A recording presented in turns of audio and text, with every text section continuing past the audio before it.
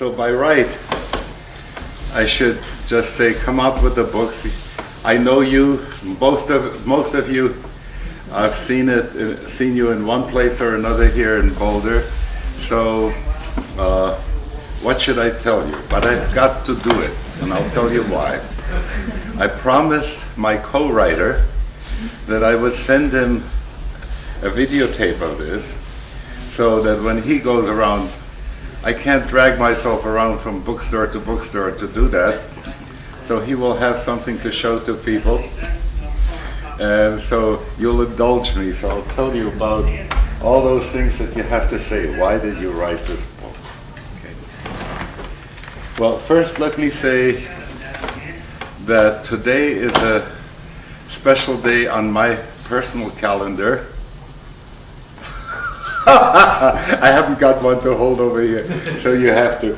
My wife always gives me the thing about, holding the microphone close to my mouth. Let me see if I can do anything better with that. How's that? Good. Better. Okay. Thank you. Voice check completed. Cut. Start again. So the special date that's in our calendar is the second day of the month of Nisan. It's the spring month in which Passover happens, and it is the yahrzeit, the anniversary of the death of a grand master in our lineage, Shalom Dov Ber of Lubavitch, who died when I was about 4 years old, so I never got to know him in person, but his writings inspired me a great deal, as did those of his son and his son's son-in-law. When I go back to the things that he wrote, I realized that he was into not only the teachings that he gave regularly, but he wrote some manuals. The point was how-to things, because when you can get much of lofty philosophy from people, and the question is, but where does it touch me? Where does it touch my life? And what has it got to do with me? So he wrote some of those things about how to study, how to pray, how to meditate. And these were the important works. And when I was younger, I translated some of these, and these were part of what I used to do before.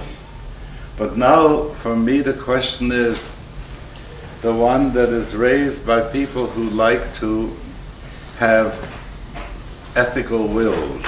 It's like saying, besides leaving things about legacy with the people who will later on take care of the work that I've done and things having to do with family, what would I like to leave as a legacy for people? That would be my ethical will. And they have something, the older you get, the simpler you want to do things. Because as I was younger, I had a sense that everything that had to do with meditation had to be put into such very, very special categories so that they should fit and make sure that what the Vedantists are saying, what the Sufis are saying, what the Kabbalists are saying, all will meet in this high realm, and the very precise things will be there. When I look around today and I see lots of people want to do the right thing, but when it gets to the place of how much time can I afford for spiritual practice? And these days I keep saying to people, if it takes you longer than 20 minutes in the morning and 20 minutes in the evening, forget it. We have to optimize what our traditions have left us, and once we have that clear, that we can use these things, but use them so well that they will still produce in us the transformative thing that we need, or that they will give us a way to hold on to the invisible support that we need to be able to make it. I don't have to apologize in Boulder to say that the next 3 years that we have to work through, we need very special help. And so God bless America during those 3 years, so that we should be able to make it and do it right. So the question comes, what can we do and how do we go about doing this? Well, I tell you, I had to keep two things in mind. One is, what is it that a Jew needs to do? Because basically I wrote this for Jewish people. But as I wrote it, I was very much aware of how Heinrich Heine said it in German, wie es jüdisch sie, so christelt sie. I can translate it. How it works for Jews, so it works for crystals, for Christians too. Like jewel and crystal, that was a pun that he was making in German. If it works, and if we understand where we are with religion today and with spirituality, then it really has to be universal, and that nobody can claim these days that they come with a notion that is triumphalist. That's to say that when the Messiah will come, all of the other guys will see how wrong they were all along and how right we were. And that's a notion, by the way, that is still hanging around in lots and lots of places. And I don't think I could give the same talk in Colorado Springs that I can give here in Boulder. So, what is it that I'm concerned about? I'm concerned about that people should be able to function in a spiritual way that will nourish their souls, and so that they will find those days and moments in which they can pamper their spirit. Because the spirit is very hungry and needs some pampering.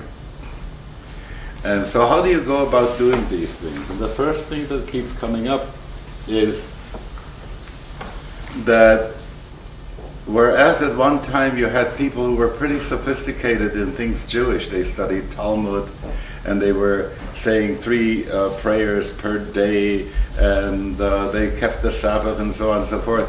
Nowadays, the question is, if we want to live an adjusted life in this society and make it despite the fact that there is a cultural trance that keeps us in commodity time and keeps us out of organic time, and if we want to make sure that our social fibers will lengthen and not only extend to our immediate family but also to society, because society is very weak, the fibers are very short, and we need to do something about it. How do you go about doing that? So this is the way in which I like to put it, and I've written about this in this other book that's available here, that I like to use. Which one? It's the red one over there. But I'll tell you the point I want to make anyway, which goes something like this. If you say Jew as a noun, it doesn't help you very much. And if you say it as an adjective, most people want to say Jewish, from which you get the notion there's Jewish and there's Jewisher and there's Jewishist, So you can say Jewish is Reformed, Jewisher is conservative, Jewishist is Orthodox, and so on and so forth. That doesn't help you either. The big question is, how do you Jew? How do you function in it? What is it that you do? What is it that will make you, that will enrich your life? And basically that's been my concern for a while. However, there were some obstacles in the way. And one of the obstacles was, how do you mediate to people who may have PhDs in cosmology but have no knowledge of things of the Jewish background or of Hebrew, and don't know how to use the wonderful tools that we have in our spiritual armamentarium? So what is it that I can offer them? And so this is why in this book you will find from time to time a page with a box inside, so that you will be able to see the how-tos. That's the cookbook part of it. And I feel that that's a very important element, because if you don't have that there, it turns out that I know what I want to do, but how do I go about doing that? And so that was an important part, to put these how-to things in. But prior to that, there's a problem that, and especially in Boulder, that becomes really clear. If you were to ask somebody, what's your spiritual path? People would say, I do yoga, tai chi, I do vipassana, I sit. Everybody has their spiritual path. And then you were to ask, what do you do for your Jewish spirituality? And most people say, I go to synagogue, if they go to synagogue. But then you ask, what do you do when you're there in the synagogue? And most of the people will say, well, the rabbi will say, turn to page so-and-so and read, okay? Get up, sit down. You know, that's what most people have had as their past experience. And it's really very important to tell them what to do when they're by themselves alone, what to do with their family, and what to do even when you're in the synagogue. How to sometimes make sure that what people are used to in synagogues, you can also, what's a good word, sabotage it and then go to spirit in it. So, the big question that keeps coming up for people is that word, God. So I'll read you a little bit here. Oi, what a word. We all feel spiritually hungry at different times in our lives, and we feel that hunger in different ways. Sometimes it's an absence that we feel, an ache, a yearning for something beyond that we experience day to day. We need someone to talk to sometimes, an other with whom we can share our innermost thoughts, not a spouse or a lover, a parent or a friend, not even a therapist, but someone who's closer to us in all of these. Someone with whom to share those existential questions that besiege us in dark moments. Does my life have real meaning? Does the way I behave or what happens to me really matter? Will the world be safe for my children? You know, all these are the questions that we ask ourselves when we are by ourselves. Sometimes someone to rage at, to say, why me? Why is my life such a mess? Why are my kids or my partner or my boss doing this to me? Why can't I make ends meet? Why am I ill? Why must a life be cut short before its time? Someone to thank for the blessings of our lives, the superabundance of them, or the few that remain to us. If you've had serious surgery, as I have, even something as simply going to the bathroom without pain can bring on a feeling, oh, thank goodness my body is working right today. So, there are those moments that give us a value, and here you have it. Perhaps you witnessed the birth of a child, or saw new buds on the trees in the spring. Our tree in front of the house, every day when it was snowing, I was shaking down the snow. I didn't want those buds to get frozen. I do want to get those few plums it will produce in the fall. So, and felt the miracle of new life emerging in the world. Or maybe you stood at the deathbed of a loved one and thought you glimpsed their soul departing this world, leaving only their earthly shell behind. Sometimes it's a serendipitous experience, a crumb that life drops into our laps, a question answered just like that, a request granted out of the blue in a way that couldn't be just coincidence, could it? Sometimes it's more extreme than that, a born-again mountaintop experience, a near-death out-of-body experience, an epileptic aura, a vision of unity. Other times it feels like a warning from the universe, a stop sign that says to us, you can't continue the way you've been going, you need to change your life before it's too late. If you ever felt the presence or yearning for such a dimension of the world, you may have wondered, what's this feeling? What is it that I'm experiencing? I'm reading you this part because I feel that when you begin with an assertion and you say to people, there is a God, and you ought to, you must relate in such and such a way to him, her, it, you find that that doesn't work, because it doesn't begin with your experience. And very often religion and spiritual teachers have robbed people of their autonomy. They have said, give me the power of attorney over your life and I'll turn it around for you. That doesn't work for us today. We need to have our autonomy and work with our autonomy towards spirit. And so, if I can begin with the experiences that we do have and who we are and what stirs in us, and if we can open ourselves to what stirs in us, then things can happen for us, because we begin with ourselves and it's in our heart. So I deal with that notion, so that before you go and even use the word God, I want you to get the sense that I felt as I was working to give words to the book here. What is that primary experience that draws us to something beyond ourselves? Well, then later on I proceed in the book and raise questions. Where do you start? You know, if I were to put this in good Boulder language, could you show me the entrance to Jewish sadhana? You remember that word? Yeah? It comes from, it's a word in Sanskrit, and it stands for, what's the practical way to get into it? And I would say to people, start with Shabbos. Start with the Sabbath. Most people feel that would say start with 26 hours of the Sabbath, too much, I can't handle it.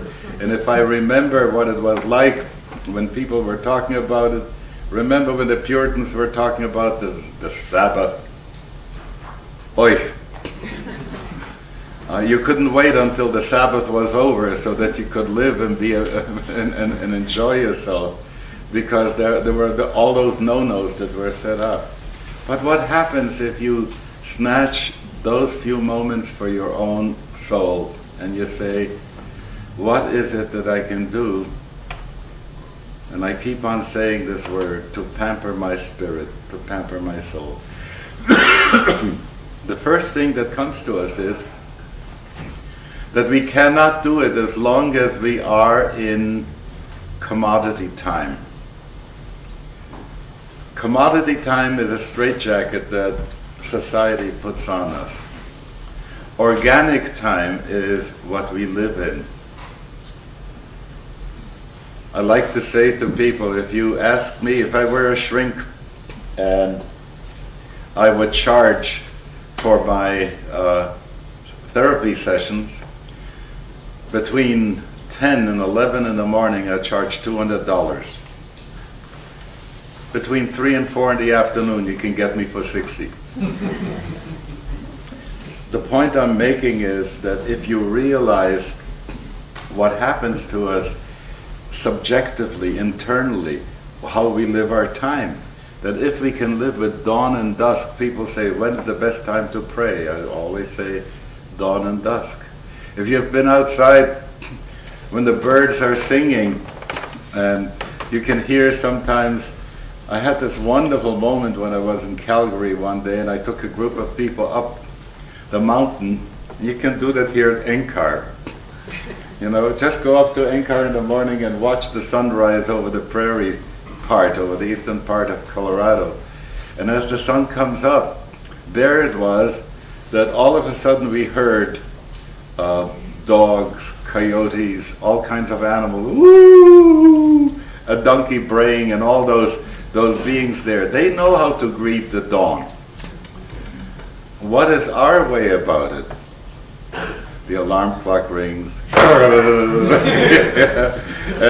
adrenaline comes in, and you rush, and you put down the cup of coffee, and you brave your way through traffic, and you get to the office and you see all the emails that are waiting there for you, and you are, see what I'm saying?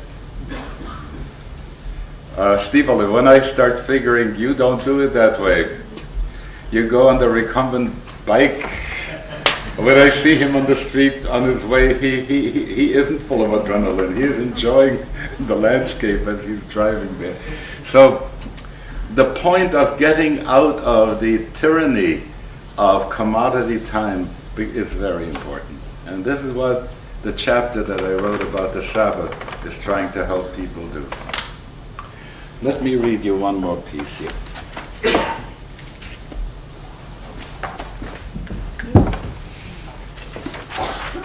Thank you.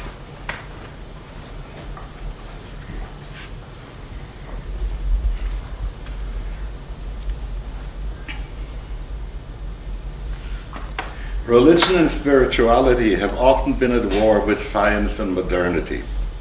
But these are the diverse expressions of the living God. Each needs the other. A religion that stands only as a champion of the past will sooner or later cease to speak to us. But science needs spirit as well. Our faith connects us to the unknowable mystery that will always be at the heart of the scientific endeavor. We need the deep wisdom of the ancients to comfort and inspire us as we grapple with issues that are new and potentially very frightening.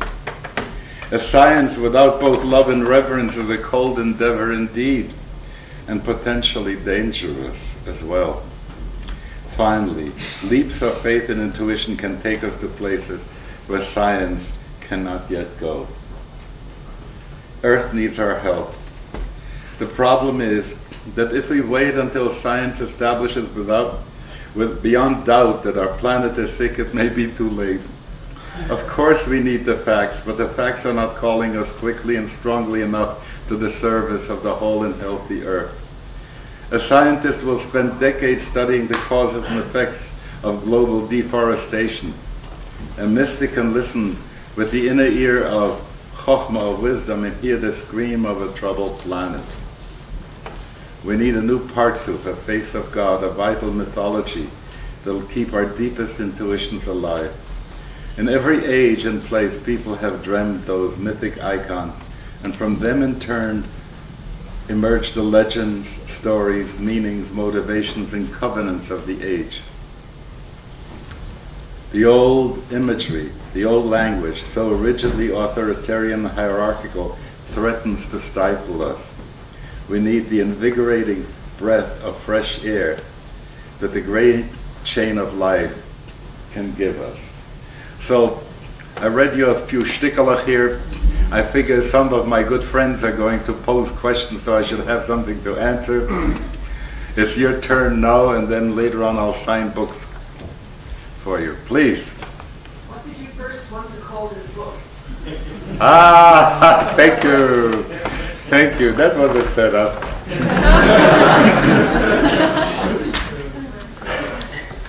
My working title for the book was, "If you're so universal, why be Jewish?" And I do offer an answer in there which goes something like this. Once you understand Gaia to be alive, the planet to be alive, then you realize that just as every species is important to sustain the web of life, so every religion is like a vital organ of the planet. And if I would like to heal the planet, the best way to do that is to be the best Jew that I can be. The best Jew doesn't necessarily mean to be one that lived in 1820 in Europe. It means the best one that I can be now. For years I've been asking Jewish educators this question: where is your curriculum to produce the 36 righteous ones that you need to sustain the world? Another way of saying this, and I can say this to people at Naropa here too, what is your curriculum, for your way of producing the bodhisattvas that we will need to sustain our planet? And so that was my idea of the book. Yeah, if you're so universal, why be? And you can say Christian, Catholic, the same way. And I do hope that the consistory that's going to choose a new pope will find someone who's going to ask this question: what kind of saints will the world need in the year 2050? Next question. I didn't set anybody else up, so.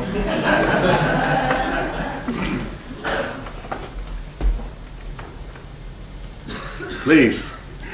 Your name is so often associated with the word renewal. I wonder if you could tell a little bit about what that means. Good.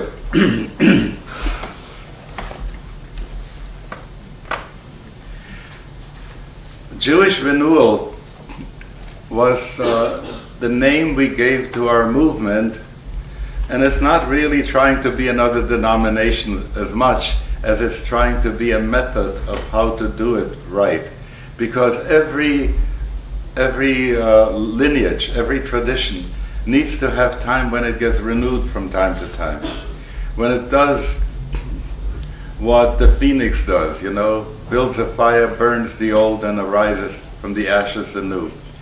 We had plenty of ashes after the Holocaust, and it was very necessary to arise anew from there. And the best model that I have for this is what's happening now in the world in plant life. If you look at trees, you see that they have rings in the wood, and those rings are at this point not the fully alive part of the tree.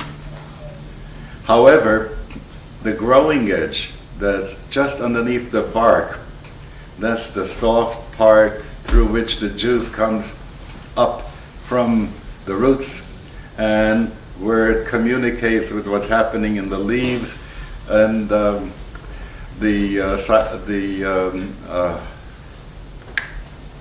looking for the word, synthesis, photosynthesis, thank you, is happening. So there you see that this is the growing edge. Now each year needs another growing edge, and the growing edge of yesterday, of last year, becomes another ring in the tree. Those of you who have been out in Muir Woods and seen that wonderful big redwood that was cut, so you could even see this is the ring when the Magna Carta was written. It's so amazing when you see that, how history was there. So I'm not saying we have to give up the past and just scratch it. The past gives us the strength so that the first wind doesn't blow us over. But the life comes from the growing edge. And so every generation needs to have a new growing edge to add a ring to a religion, to a tradition. It turns out that from time to time there are some people who are so set on the wood that they don't want to recognize the growing edge, and so they will tell somebody like Matthew Fox, you don't belong in our church anymore, out with you. So the growing edge has now become part of the Episcopal Church. So I would like to see in Judaism the same kind of thing, that all our denominations and lineages start asking the question, what was that first impulse? Not how it got traditionalized, but what was that first impulse, and can that happen again? That's what I'm dealing with in renewal. Yes? Could you say something about the conflict of ritual? I got trouble hearing. You got to talk louder. Could you say something about the conflict of ritual? What's the word? Comfort. Ah, wonderful. Thank you. I was calling a friend of mine. In fact, it was my co-writer. This evening, I just wanted to tell him I'm about to come here and do this thing.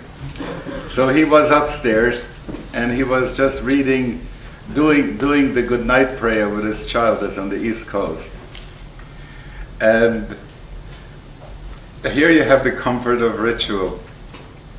If you could do a regression in the service of the ego, and let go of the adult in you and go back to the child inside, and I could sit next to you, and sing you B'Shem Hashem, B'Shem Hashem, Elokei Yisrael. Something warm happens at that time, and it feels like underneath of the everlasting arms that you're being supported by earth, you're being supported and also from above and from below. And that's basically what happens to us when we do ritual right. However, and this is an important part, if the ritual is imposed from the outside and they say, this is how you have to do it, it's not going to give you comfort. If on the other hand, you try out different forms and you find the form for the ritual that fits you, somehow you feel that each time you repeat it, the best, how would I say, earmark that is doing right is when the endorphins come on. A good ritual, I'm talking about regular times, not high holy days and not crisis moments. A good ritual is going to be like mushroom soup, cream of mushroom soup. Yes, please. Rabbi Zalman, you have lived a life that most of us can hardly imagine. Got to talk louder. Yeah, I'm saying that you've lived a life, Rabbi Zalman, that most of us can hardly imagine. And you spoke earlier of a Rebbe who influenced you even though you never met him. And I wondered, Rabbi, if you could share with us one or two memories, perhaps, of a teacher or a Rebbe that you knew personally, and something that you saw or experienced in your life that deepened your faith and that influenced your life from one of your great Rebbes. Thank you, Kabir. Thank you. I think if you have seen the movie or read the book, The Chosen, you know that even though that when you were in a yeshiva in Brooklyn and you studied Talmud, you still wanted to play ball from time to time. So we had a deal that refectory, the lunchtime was at 2:30. So they let us out of the class about 10 past 2. So instead of lining up right away for the chow in the refectory, some of us went down into the courtyard to pass a ball. There was one of our teachers who didn't like the fact that people who are studying to become rabbis should play with a ball. So he takes a knife and comes down with the knife and cuts the ball and throws it like this, shame on you. One of our guys who had come from Harrisburg, Pennsylvania, he had won a blue ribbon for being a fast typist and an accurate typist. Somehow he didn't show up for lunch. We asked him later on, where were you for lunch? He says, I wrote the Rebbe a letter. So he writes to the Lubavitcher Rebbe, to the headmaster of us, a letter. Dear Lubavitcher Rebbe, I want to know what kind of a yeshiva you're running here. It is written in the code of Jewish law that you have to warm up the stomach before you eat. We have been squeezing the bench a whole day, and haven't had a chance to move around. So what business did Rabbi so-and-so have a right to cut our ball and to take it away from us? Tell me, if that's the kind of yeshiva you're running, I want to know because I'm out of here. Signed, sincerely yours, and the Hebrew name that you give when you write to a Rebbe. Yaakov, the son of Rivka. Okay. He shows us a carbon copy of that. It was 1943. He shows us a carbon copy of the letter, and we say, "Oy, gewalt, gewalt. What did you do?"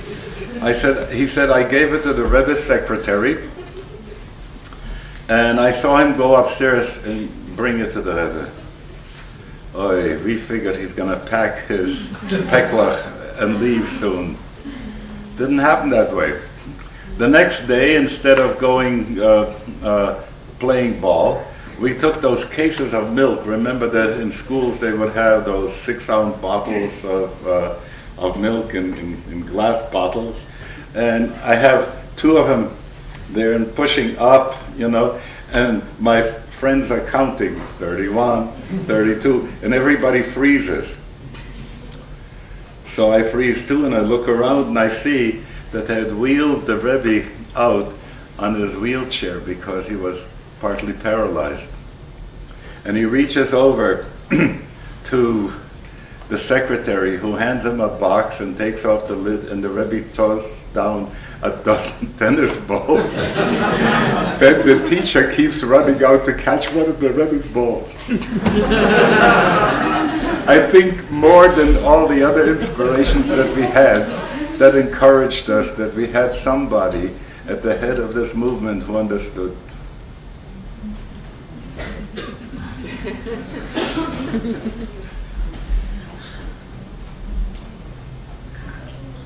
No?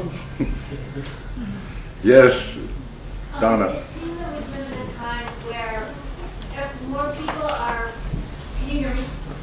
More people are becoming more spiritual in different religions and trying to find out and get spirituality. And also where fundamentalists of all religions are kind of digging in and reacting and being very literal in how they interpret their texts and all that. And it feels like a scary time in that sense of what the fundamentalists are doing all over the world. And I'm just wondering what you predict over the next 50 years as these opposing forces come into play. Let me talk a little bit about what's right with the fundamentalists, okay? That's a very important thing, because most of the time we just read them off, we don't want to talk to them. They ask good questions.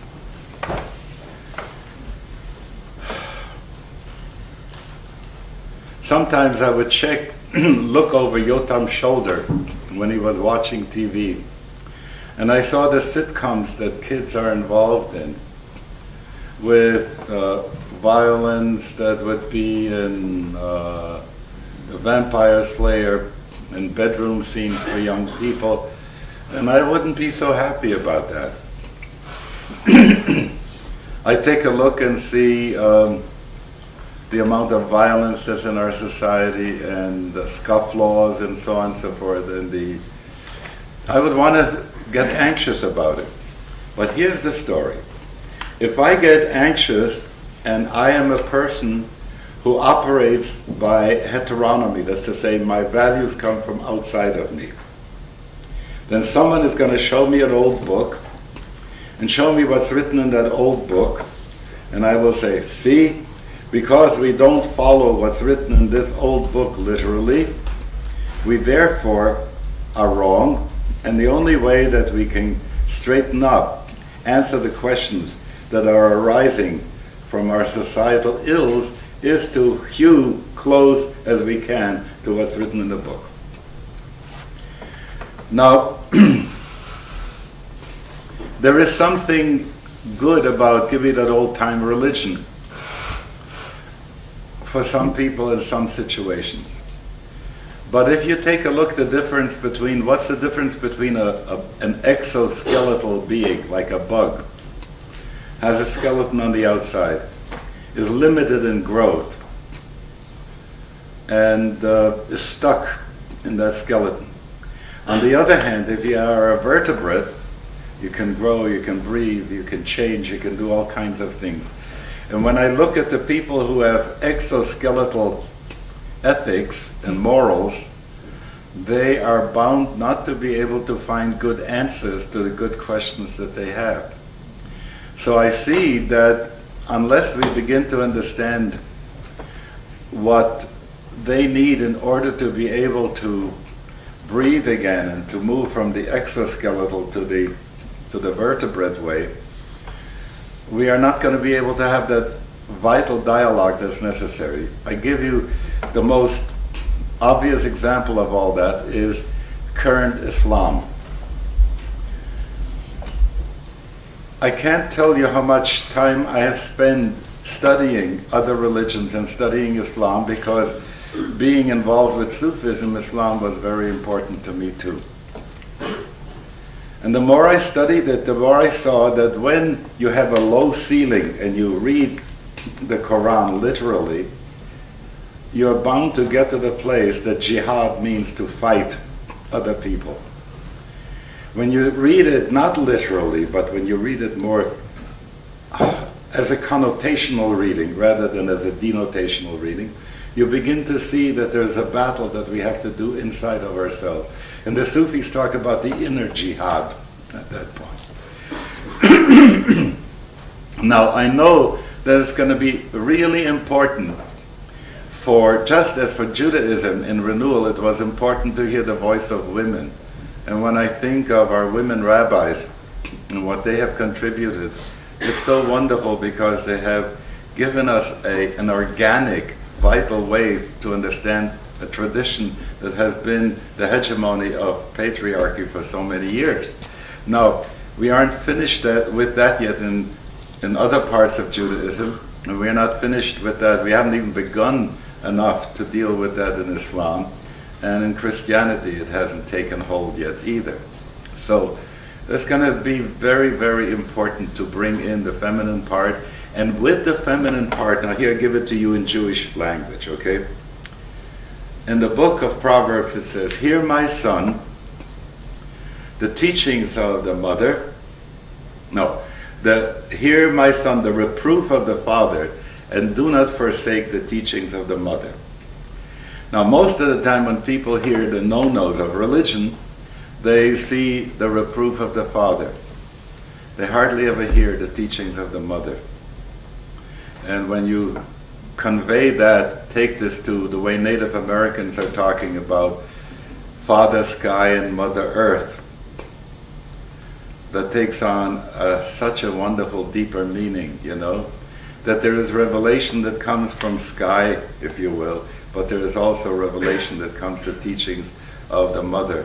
And that has to do with the great revelation that comes every day in the form of nature. So I think this is my response to that we'll have to see how this will work out. But you know what? I don't believe that in the end we'll be able to change all people to become vertebrate religionists. Some of them are going to be exoskeletal ones. What's going to be important is that the people who are the spokespeople of those religions, will be able to speak from the teachings of the mother to those people who hear it through the mouth of the father.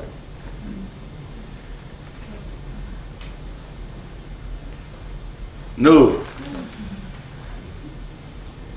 Yes. In this context, could you say something about the layers of the brain as religion comes through? Thank you. Thank you.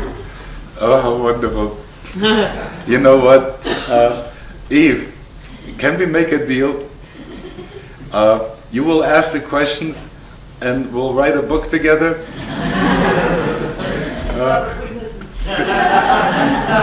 Because in this book I didn't quite get to talk about the 4 parts of the brain. Let me just spell this one out, and then I think it's time to sign some books. When you look at how Patanjali in his Yoga Sutras talks about the varieties of service. So they have Hatha and Karma Yoga, which is the yoga you do with the body. Then they have Bhakti Yoga, that's the yoga you do with the heart. Then they have Jnana Yoga, that's the yoga you do with the mind. And then they have Raja Yoga, a yoga that's beyond the mind. And if you look at the way in which we have it in Judaism, you find that the Torah is interpreted in 4 parts. And one way is the simple meaning, the denotational meaning. And another one is sort of the deeper meaning, what it hints at. And then there is still a higher meaning. And then finally you get to the Kabbalah, which is on top. And you talk to Sufis and they're going to say there's the Sharia, that's the law of Islam. And there's Tariqat, that's the way in which the Sheikh teaches you how to go your way. There's Marifat, the understanding of the cosmos. And then there's Hakikat, the deep teaching, which is a secret which you can't talk about. And Thomas Aquinas talks about how do you understand Bible. And he says the same way, you have a simple meaning of it, and then you have an analog meaning, then you have a deeper meaning than that, and finally you have what he calls the anagogical meaning, which is a secret. How come that if you take all those religious, if you will, spiritual ways of reading the universe, and if you were to put them on transparencies, with their different languages that you use, they would all stack up the same way. What does it mean? Some people will say one copied from the other, and we were first. Okay. But I don't think that that's the case. The case is that that's how we are hardwired. So we are hardwired, first of all, because we have the reptilian brain, which is how we live in Jurassic Park. My turf, don't you touch this, and you have that sense. Then you have the limbic brain. Yay, yay, yay, yay, let's all do things together, let's get happy, we are puppy dogs, we are running together, and so on. Then you have the rational brain, right? You have the cortex. And then you have about 85% of your brain capacity that hasn't been formatted yet. And then you get to the place where something occurs to you. And you say, that's my intuition. And somebody will say, how do you know when you ask for intuition? And you can't give an answer how you know, because it just occurred to me. How do I know? Most of the time when you come with arguments, you can find arguments against something. But when you know something so deep, because that is how it's your identity, how you know yourself to be, how you know even the divinity inside of yourself, that is something that comes from intuition.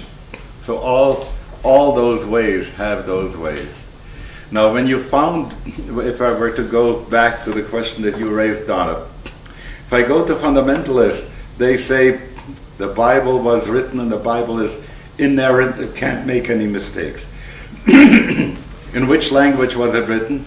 If English was good enough for the Lord Jesus, it's good enough for me, What you get is that hardly anybody realizes that the amount of shift that happened, even in the Hebrew Bible alone, how you can see like archaeological layers of language, one on top of the other. How much more so if you go through all the generations of revelation as it was there. So you see that there have been, you cannot just go by reading the things straight. I give you an example.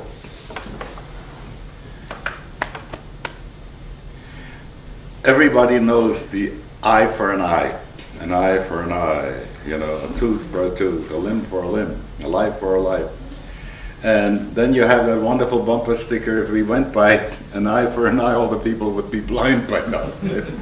So we can't do it that way. But the rabbis way back said it's not to be taken literally. The for means restitution, not retribution. Okay? So you see, there was a reinterpretation that was happening way, way back. So you cannot go just simply by reading the thing straight.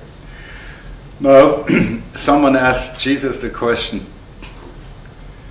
Lord, what's the story about a divorce? And most people, I wish that when he made that movie, the Passion, he would have shown some of Jesus teaching people. Someday I would love to even point out how they should make such a movie. Okay? Imagine this guy saying, Lord, what do you say about divorce? And he says, the way you'll keep looking around, you already committed adultery in your heart. You see that? Or when people are saying to him, Lord, how shall we pray? And he begins, Our Father who art in heaven, hallowed be thy name. And he uses words that were around at that time. But the guy who comes and writes it all down, writes down what he was saying and not how he was saying it. Get that? When he was illustrating how he was saying it. So, and the New Testament says, if thine eye offend thee, cast it out. Haven't you seen one fundamentalist showing up to the eye doctor say, sir, this eye offended me, it looked at a girly book. Cast it out. All of a sudden they are not very fundamentalist about it, So the understanding is very clear that you have to read the thing and understand that Oriental languages hardly ever talk in the language of motorcycle maintenance. They talk in different languages. And this is why Eve raised the question right now and said, talk about the other brains, the other parts that are there. Because if I read them with a poetic, yes? What made you want to become a rabbi? What made you want to become a rabbi? I backed into it. You know, it's so funny. I couldn't say that I decided one day that I'm going to be a rabbi, you know, and now I'm going to go and do it that way, you know. There is a wonderful poem that's called The Hound of Heaven, which talks about how God chases people. And there is a great Psalm 139 that says, where can I run away from you, God? If I go up to heaven, you're there. If I make my bed in hell, you're there too. You know when I'm getting up, you know when I'm lying down. I know when you put your finger on me, I can't help it but go where you send me. So that's why I like to use the word deployed. I was deployed by God to become a rabbi. Who knows what you're going to be doing? I have an idea that you might be looking at that too someday. Okay, folks, I'm done with talking and getting a little bit scared.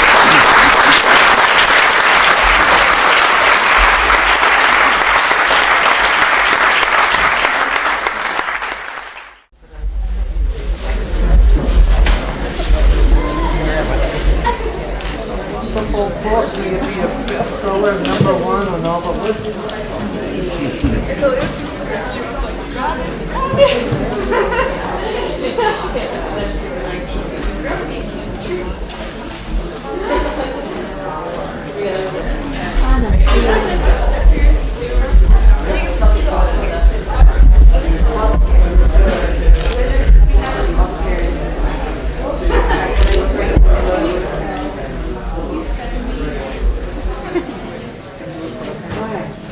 How are you? Yeah, totally. How's it going? My name is Janine. I'm from Spain. C-H-O.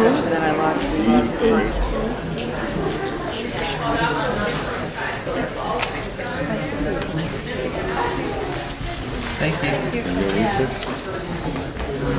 Blessings for good togethering. Oh, thank you. Is it Margaret? It is Margaret, yes.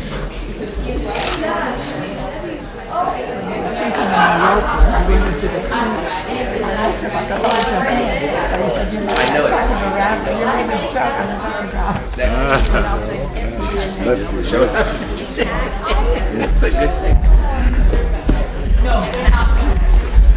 To Joe and I. I found that they're more like Spelled Josh.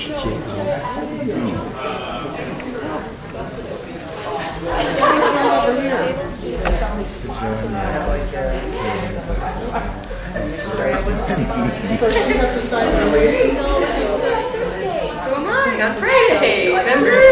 No, you do. I write it this way, so an angel. I got it. Thank you. I use all the angels. Even if I didn't know it, it can't be a real one, so I celebrate That's as close as I can understand. Thank you. The name Steve originates in the Hebrew with the word Sephania, which stands for Stefan. Get that? Stefan. And it meant the hidden aspects of God. You're Linda? I'm Linda. Linda is an interesting name coming from, it means something very a gentle person. The German word Lin means like you want a nurse. And your name? I'm Tim. Say it again. Tim. Tim. I'm actually going to read it and give it to my friend Daniel. Though. Do you want to inscribe to him? Maybe it can be to Tim and Daniel.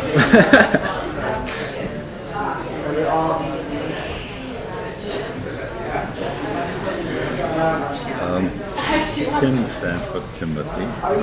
Timotheos is one who is in awe of God. You ever get to your name before? No. And Daniel means God is my judge. So you have two wonderful names. He's just got a name. You want us to inscribe to you? Thank you so much. How do you spell it with a Y? M-A-Y. Your parents give you that name? They must have been hippies already. It's Russian Jews. Oh, Maya. Do you know where they came from in Russia?